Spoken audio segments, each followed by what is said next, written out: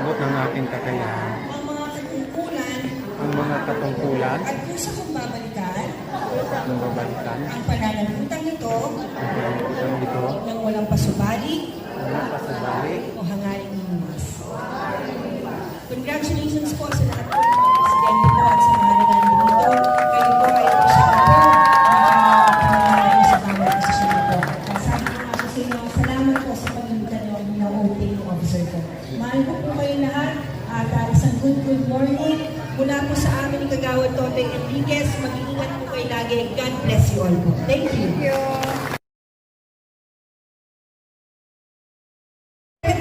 Palakpakan po natin si Dr. Ferdinand Agustin Doc. Mula po yan sa City Health po ng ating lungsod po at lahat ng mga nurses po na nandito. Salamat po for your great service po para sa ating barangay Pasong Putik. Siyempre po si Nurse Gerald Matthew Gomez, palakpakan natin.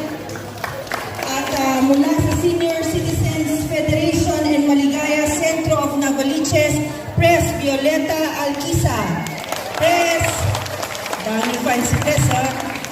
Mamaya si Pres Violeta ang kakausapin ko po para siya po taga-promote ng show kong palabas po. Yan. Kasi parang kamukha ni Ma'am Violeta po yung yung isang kasama ko dun sa soap opera. Kamukha niya po si Rosana Roses. Gusto niyo, kapartner namin, hitupit na, butan niya po, di ba? Sino po nakakilala kay Tim sa Cruz the Third? Yan ang mga panahon ng mga seniors! Yes! Sino po nakaabot dito kay Piolo Pascual? Yan. Kayong mga senior, ha? Naabutan po ang usapan! Apo niyo na po si Piolo Pascual! Sila po ang kasama ko po sa ginagawa ko pong soap opera. Magpupromote na po ako, ha? Kasi hindi niyo po natatanong, ang senior citizen po ang isang sektor na talagang hindi po ako iniwan mula noon hanggang ngayon.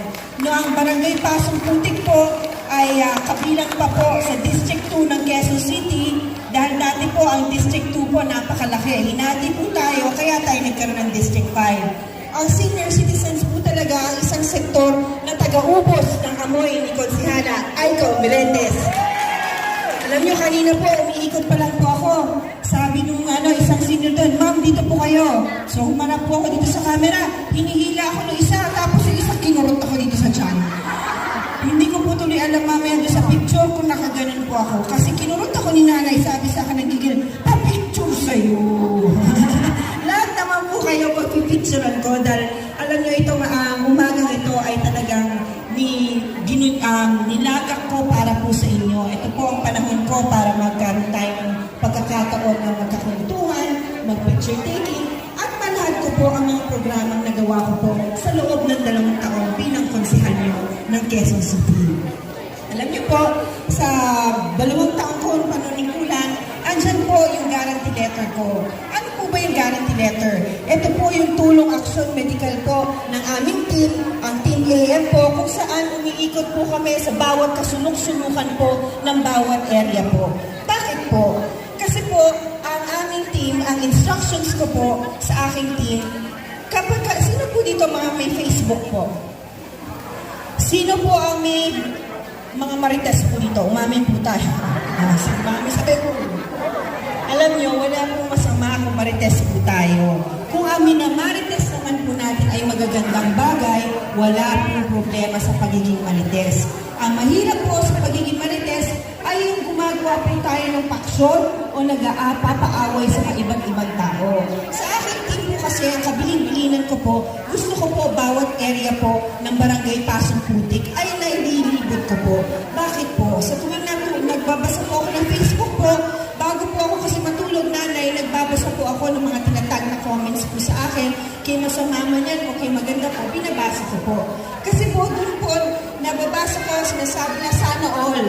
Alam niyo, ang pangarap ko rin ay maging sana all ang tulong na binibigay natin. At dyan po papasok ang tulong ng mga presidente ng mga samahan. Bakit po?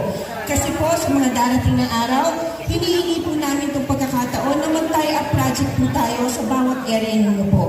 Bakit po? Dahil ang batayan po ni Aiko Melendez ng tunay na leader, ang tunay na leader dapat nakikita nyo. Ang tunay na leader dapat nahahawakan nyo. At ang higit sa lahat, ang tunay na leader, dapat nakakausap mo at binababa ang programa na meron ang City Hall at ang aming opisina. Kung ano man po merong programa dito sa City Hall, dapat nakaaabot po ng tao yun. Ang tulong na yan ay dapat nararamdaman nyo at hindi nyo lang nararamdaman tuwing eleksyon. Hindi po ba? Alam niyo po, kilala po ako sa pagiging diretso.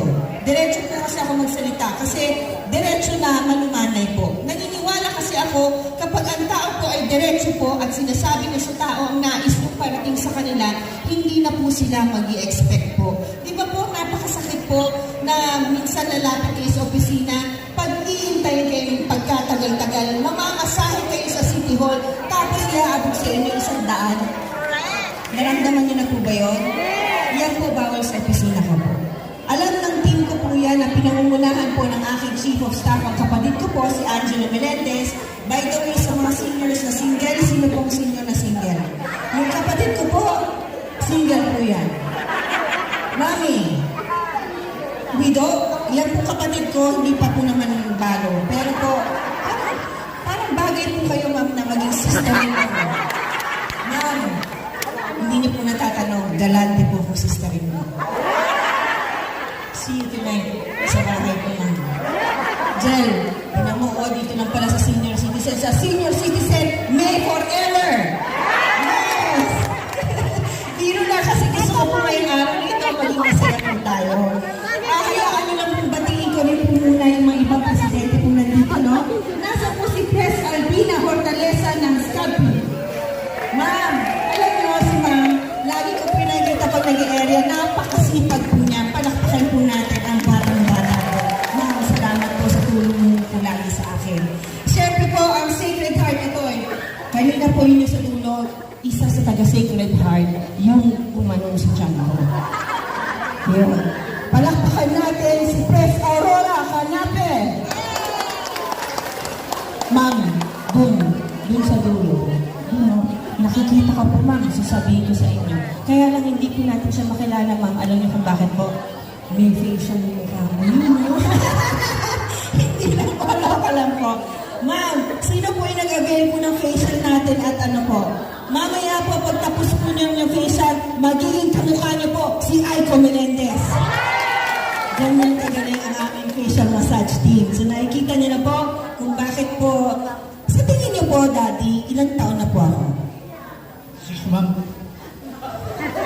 Daddy, totoo po ba? Daddy naman totoo po.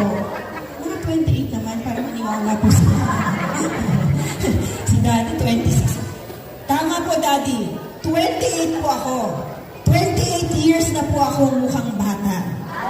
Kasi po yan sa facial team natin. Kasi po naniniwala po ako na kapag ang tao ay maligaya po at happy ang disposition niya, hindi po mag-a-add up yan sa buhay natin. Kaya alam nyo, ang senior citizen, alam ko po yan ang dami natin pinagdaanan po. Ang words of wisdom would always come from the senior citizens because they've experienced life much ahead than us. Kaya, mahal na mahal ko ang senior. Nung sinabi sa akin ni Ate Joanna na magpapa-oath taking sa akin ng seniors, alam niyo po kasi lately, ginagawa ko pong parang Quiapo lang ng Baguio at Manila. Huwag kayong magtampo po sa akin kasi nagtatrabaho na po ako muli bilang artista. Dahil alam niyo naman po, hindi po politika ang bread and butter ko. Ang pag-aartista po talaga, ang source of income ko. Sa pag-aartista ko, diyan ako nagkaroon ng magandang buhay. Sa pag-aartista ko, diyan po ako nagkaroon ng maraming tagahana sa katauhan po ng mga senior citizens. Kaya alam niyo na po kung bakit mahal na mahal ko ang seniors po. Kasi sila po ang maingay na nagpo-promote po lahat at taga-iyak na kasama ko po kapag meron po akong soap opera. Minsan nga po nag-house to house ako nung nakaraan po. Meron po yun po. Sino po nakakilala kay Kendra?